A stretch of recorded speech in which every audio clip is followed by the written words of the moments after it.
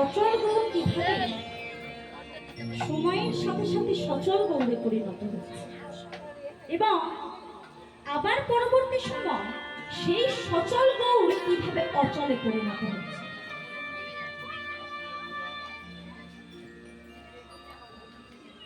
আজকে আমার গৌর হরি সকল নদিয়াবাসীগণকে সঙ্গে নিয়ে মনের আনন্দে হরি নাম করছে। আচ্ছা, নদিয়া নবদ্বীপে কজনের যাওয়া হয়েছে তো হাত তুলুন তো দেখি, কতজন গেছে? মায়াপুর, এইদিকে যারা গেছেন তাদের জন্য বলছি। কি রেখেছি?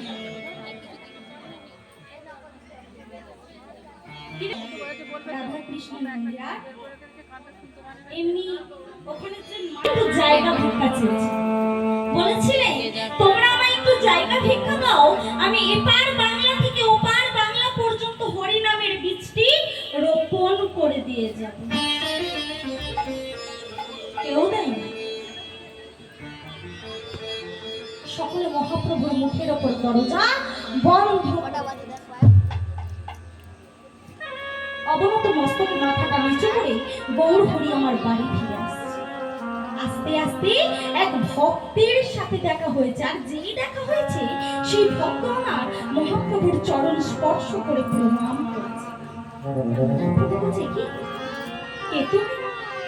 তোমায় তো চিনতে পারলাম না।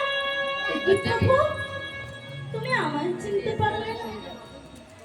আমি সত্য যুগে প্রভু তোমার সাথে ছিলাম, ত্রেতা যুগে আমি তোমার সাথে ছিলাম, দ্বাপর যুগেও আমি তোমার সাথে ছিলাম, কিন্তু এই কলিতে তুমি আসার ঠিক 30 বছর আগে আমি এসেছি। আমার নাম কি জানো?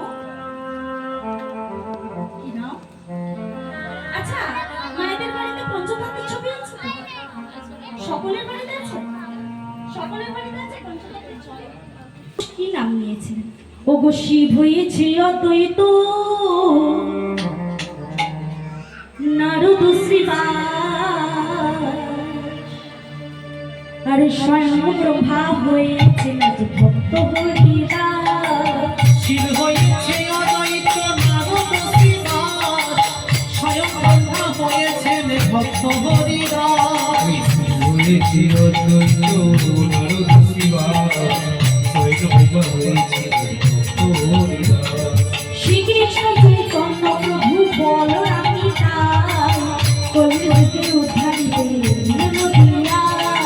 শ্রীকৃষ্ণ চৈতন্য প্রভু বলরাম তাই কলিযুগে উদ্ধারিতে এলো নদিয়া। শ্রীকৃষ্ণ চৈতন্য প্রভু বলরাম তাই কলিযুগে উদ্ধারিতে নদিয়া। শ্রীকৃষ্ণ চৈতন্য প্রভু বলরাম তাই কলিযুগে উদ্ধারিতে এলো নদিয়া। বলি তারাই তো এসেছে, তারাই তো এসেছে, তারাই তো এসেছে, তারাই তো এসেছে, এই কলিযুগে উদ্ধারিতে তারাই তো এসেছে।